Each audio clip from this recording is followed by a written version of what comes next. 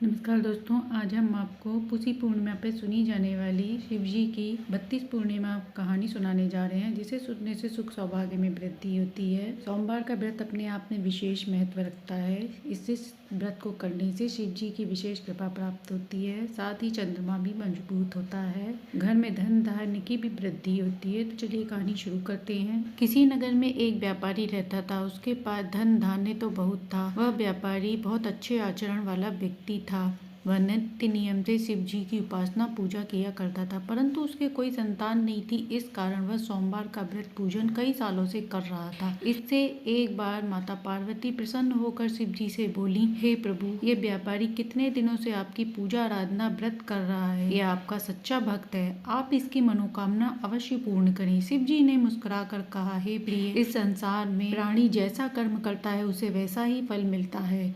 आप इस तरह किस किस का दुख दूर करेंगी। परंतु माता के न मानने पर माता ने कहा, हे प्रभु, आपके इस व्यापारी की इच्छा जरूर पूर्ण करनी चाहिए। ये आपका अनन्य भक्त है। यह आपकी पूजा आराधना व्रत करता है, एक समय भोजन करता है। आपको इसको फल देना ही होगा। तब शिव जी ने कहा, इसके भाग्य में तो संतान सुख है ही नहीं, परंतु तुम्हारे बार बार आग्रह करने पर मैं इसे पुत्र प्राप्ति का वरदान देता हूँ, परंतु वह केवल 16 वर्ष तक ही जीवित रहेगा। उसी रात स्वप्न में व्यापारी को शिव जी ने दर्शन दे पुत्र प्राप्ति का वरदान दिया और 16 वर्ष तक जीवित रहने की बात बताई। भगवान के वरदान से खुश तो हुआ, परंतु व्यापारी ने बहुत खुशियां नहीं मनाई। व्यापारी को 16 वर्ष तक की जीवित रहने वाली बात से वह दुखी था। उसकी खुशी नष्ट हो गई थी। व्यापारी अब भी सोमवार का व्रत पूजन उसी श्रद्धा से करता रहा। कुछ समय बाद उसे पुत्र प्राप्ति हुई। व्यापारी के घर पुत्र जन्म की खुशियां मनाई गई। उसने यह बात किसी को नहीं बताई कि वह पुत्र केवल 16 वर्ष तक ही जीवित रहेगा। इस कारण को जानकर वह खुश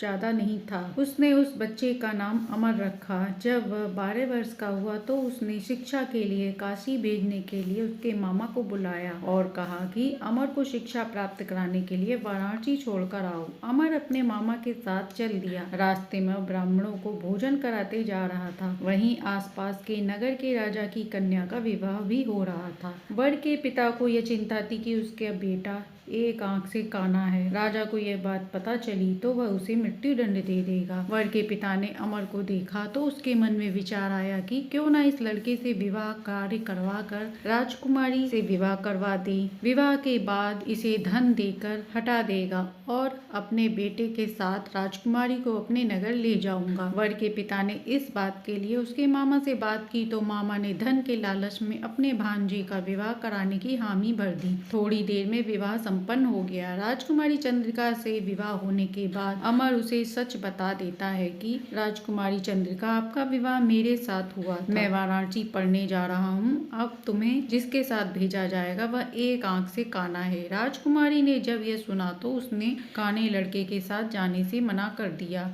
राजा ने सब बात जानकर राजकुमारी को विदा नहीं किया। उधर अमर वाराणसी गुरुकुल में पढ़ने चला गया। जब अमर की आयु 16 वर्ष की हुई तो उसने यज्ञ किया। यज्ञ की समाप्ति के बाद ब्राह्मणों को भोजन धन धान्य देकर विदा करा और रात को सोने चला गया। सोने पर अमर के प्राण उड़ गए। सुबह मामा ने देखा तो वह रोने लगा। आसपास के लोग आ गए। मामा के विलाप की आवाज शिव जी माता पार्वती के कानों में सुनाई दी। तब माता ने कहा, हे प्रभु, आप इसके कष्ट को दूर करें। शिव जी माता पार्वती के साथ वहां पहुंचे तो देखा यह वही व्यापारी का पुत्र है जिसे मैंने 16 वर्ष तक की आयु का वरदान दिया था। आज इसकी आयु पूरी हो गई। शिव जी ने माता पार्वती को सारी बात बताई। तब माता पार्वती ने कहा, हे प्रभु, इसके माता पिता ने आजीवन आपकी सोमवार व्रत पूजन किया है। आप इसे जीवित कर दें, नहीं तो इसके माता पिता भी रो रो कर मर जाएंगे। वर्षों से ये आपका व्रत पूजन कर रहे हैं। माता पार्वती के बार बार आग्रह करने पर शिव जी ने उसे जीवित कर दिया। लड़का हर हर महादेव कहकर उठ गया। फिर शिक्षा समाप्त कर लड़का मामा के साथ उसी नगर में पहुंचा जहां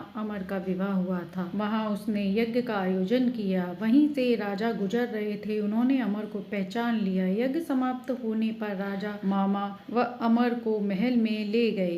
और राजकुमारी सहित धन धान्य देकर विदा किया। मामा ने खबर भिजवाई तो व्यापारी बहुत खुश हुआ। व्यापारी ने अपनी पत्नी सहित अपने को कमरे में बंद कर रखा था। वह भूखे प्यासे बैठे थे। उन्होंने प्रतिज्ञा कर रखी थी कि यदि उनके बेटे की मृत्यु का समाचार मिला तो वे भी अपने प्राण त्याग देंगे। परंतु जब उन्हें पता चला कि बेटा बहू के साथ आ रहा है तो वह बहुत खुश हुए। उसी रात स्वप्न में शिव जी ने व्यापारी को कहा, मैं तेरी पूजा आराधना से अत्यंत प्रसन्न हूँ। तूने हमेशा सोमवार पूर्णिमा का व्रत किया है, जिससे मैं तेरे से बहुत प्रसन्न हूँ। इसलिए मैंने तेरे पुत्र को लंबी आयु का वरदान दिया है। व्यापारी के घर सोमवार पूर्णिमा का व्रत करने से घर में खुशियाँ लौट आई। जो कोई भी पूर्णिमा सोमवार का व्रत पूजन करता है तथा शिव जी की ये कथा सुनता सुनाता है, उसके घर में सुख शांति समृद्धि आती है। तो ये थी पूर्णिमा व्रत में सुनी जाने वाली कहानी, जिसे सुनने से सुख सौभाग्य में वृद्धि होती है। कहानी अच्छी लगी हो तो लाइक एंड सब्सक्राइब करें।